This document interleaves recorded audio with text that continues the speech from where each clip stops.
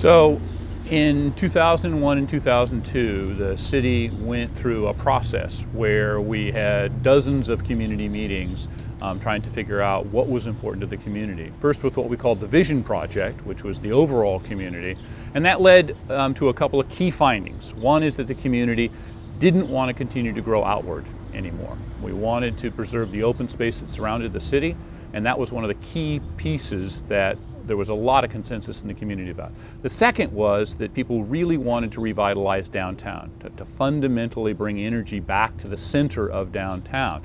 That led to our downtown specific plan process, where we had Friedman, Tongue and Bottomley come give us a hand, and there were several really key pieces to that puzzle.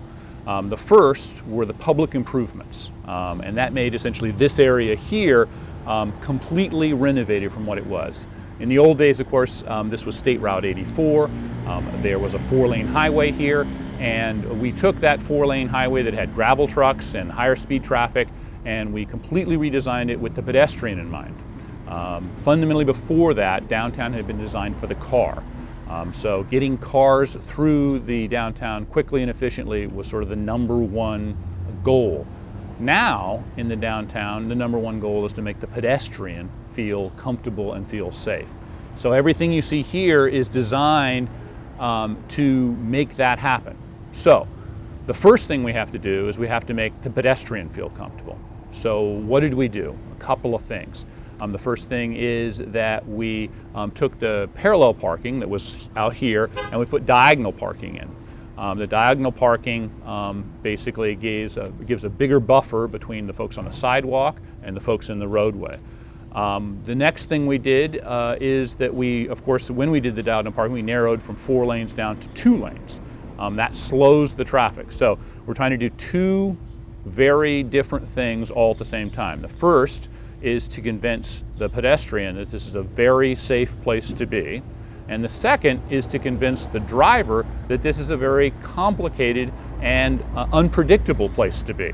So what that does is it makes the pedestrian more comfortable, we get more pedestrians, and makes the driver slow down because they can't see, well, is somebody going to back out of a diagonal parking space? Is somebody going to cross the street?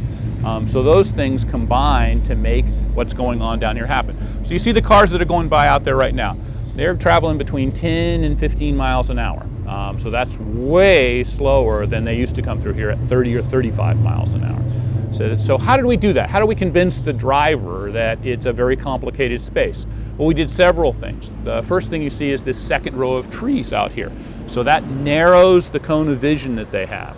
That combined with the diagonal parking teaches them that, okay, I can't see as broad a vision here, I need to slow down. And so, even great big vehicles like the one that just rolled by here are going very, very slowly compared to what they would have done before. On the sidewalk side of things, we added that same double row of trees, gives us much better shade down here, so it's a more comfortable environment. Then we introduced the flex zone, so the area we're sitting at right now, this outdoor seating. So why did we do that? Okay, well, at the very beginning, when we were doing the revitalization, we had very few people who were actually in our downtown. Now, we're social creatures. We're built that way. So why are we built that way? Well, it's a shorthand to make sure the area is safe. If you've ever been somewhere after dark that you're not familiar with and you turn a corner and you don't see another human being, the hair on the back of your neck stands up. It's protecting you. It's trying to convince you that you may not be able to see the threat here. By actually having people out and visible, you subconsciously believe, this is a comfortable place. So what we needed to do is get the folks who were already in downtown to be more on display. So by having the outdoor dining, that pulled the half a dozen folks or dozen folks who were already in the restaurant here out onto the street.